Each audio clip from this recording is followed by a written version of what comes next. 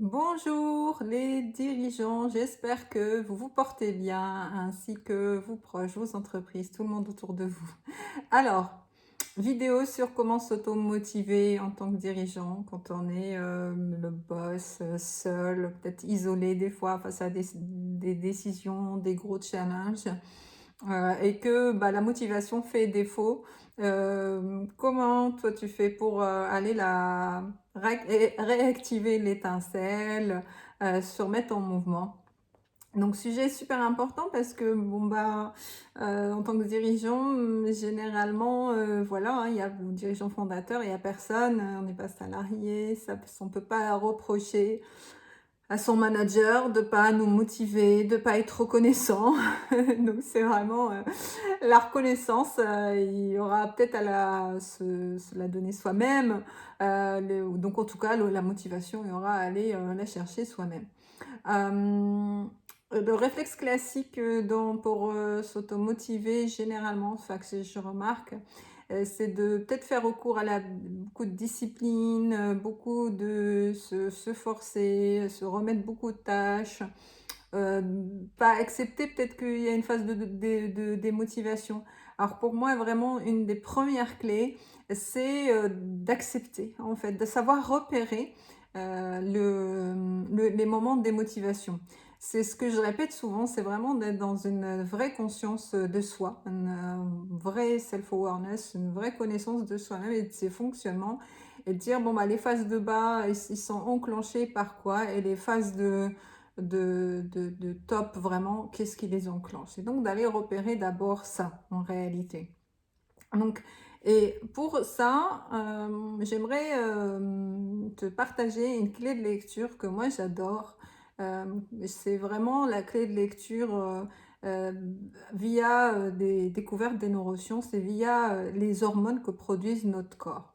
Il y en a plusieurs des hormones. Je ne vais pas rentrer dans des détails techniques, je ne suis pas médecin, mais de mes lectures, de ce que je partage en formation, les 2 hormones qui m'ont le plus interpellée, c'est dopamine versus ocytocine.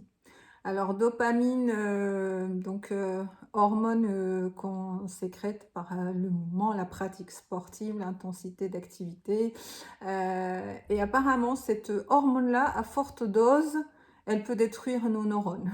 Donc, c'est aussi apparemment les likes sur les réseaux sociaux, la validation sociale et les likes, les j'adore, les interactions, activent la dopamine et les réseaux sociaux fonctionnent sur ce fonctionnement-là, fonctionnent sur cette base-là. D'un autre côté, l'hormone, ocytocine, l'hormone du lien. L'ocytocine, c'est une hormone aussi que le corps, d'une femme enceinte qui vient d'accoucher va produire naturellement à forte dose pour préparer l'accouchement et pour renforcer le lien. Et là, apparemment, ça serait donc l'ocytocine serait purement l'hormone de l'amour, l'hormone du lien. Et cette hormone-là, à forte dose, elle permet de créer des nouvelles neurones. C'est génial. Moi, je trouve ça génial. Donc, et en fait, dans cette idée-là, il y a ce choix, c'est pas binaire, hein, l'idée, c'est le parallèle pour une vie d'entrepreneur, c'est comment tu décides d'entreprendre, comment tu décides de faire prospérer ta boîte, de scale, de croître. Est-ce qu'en allant chercher de la validation extérieure? Est-ce qu'en allant chercher à l'extérieur de toi une énergie? Est-ce que c'est en allant chercher une approbation, en attendant que tout aille bien et que là j'irai bien, ce qui serait tirer son énergie que de là serait destructeur? Ou est-ce que tu es dans une démarche inverse de partager, de contribuer, de transmettre, d'être assez relié à toi et aux autres pour vraiment te connecter sur ta valeur et sur la valeur que tu souhaites transmettre. Et pour moi, la nuance, elle est géniale. Donc encore une fois, l'idée, c'est pas d'être dans une approche binaire, on dira c'est l'un ou l'autre. On a besoin des deux, mais en fait, c'est quand il y a des équilibres où ça va pas, quand on est totalement déconnecté de soi-même, et c'est là, à ce moment-là, où arrivent les phénomènes de burn-in, de burn-out. C'est à ce moment-là que ça arrive, quand on coupe le lien et qu'on est que que notre carburant, il est que de l'extérieur. Et donc, l'idéalement, c'est arriver à switcher tout doucement et aller regarder du côté ocytocine, hormone de la reliance, hormone du lien. hormone de la connexion, du partage, comment tu peux activer ça en toi, sachant qu'on est sur une énergie intérieure en fait. C'est quelque chose où c'est toi qui as totalement la main. Alors, dans les activités en dehors de ça, apparemment qui permettent de produire l'ocytocine, c'est la méditation. Alors, je vais pas entrer dans le détail de comment méditer, technique ou tout ça, mais les méditations, c'est le truc le plus accessible, le plus gratuit, le plus simple qui existe à tout le monde, c'est se poser et contempler ses pensées et les laisser passer. Mais apparemment, il y a un truc incroyable qui se produit en méditation où il y a cette hormone d'ocytocine qui se produit. Encore une fois, pour avoir un effet, ça demande en fait une pratique régulière.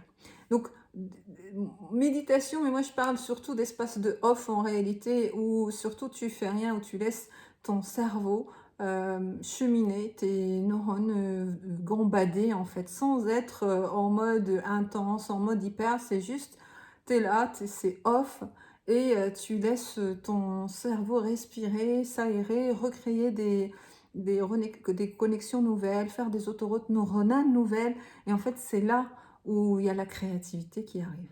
C'est là où il y a vraiment une énergie incroyable qui arrive, une vision nouvelle des situations qui arrivent et une approche nouvelle. Et en fait, ce qu'on remarque totalement, c'est qu'il y a une totale dépendance à l'action et que c'est difficile, ça demande d'aller à un certain vraiment extrême pour un moment arrêter de dire stop. Je vais arrêter, je vais me poser, je vais méditer. Méditation, respiration, tout ce qui est exercice, de s'entraîner à respirer correctement, de manière consciente sur la durée. Les exercices de respiration de cohérence cardiaque sont très puissants.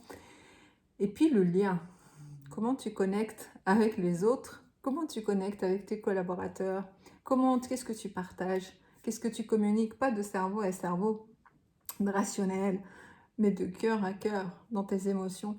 À quel moment tu te sens relié à toi? À quel moment tu te sens relié aux autres? À quel moment tu te sens relié aux personnes autour de toi? Voilà, tout un programme. Cet endroit-là est un endroit d'automotivation infinie, incroyable. Ça demande juste que tu décides d'abord. Tout commence par une décision et après, il suffit de persévérer.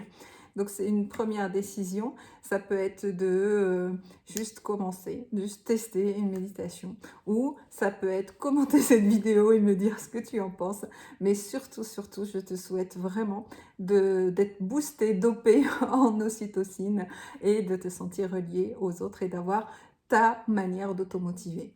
Donc, si tu as envie de m'en parler, n'hésite surtout pas à réserver ta séance découverte. Mais avant, va sur mon site internet et télécharge gratuitement mon e-book « Pourquoi 75% des dirigeants ratent le virage de leur croissance ». À très bientôt.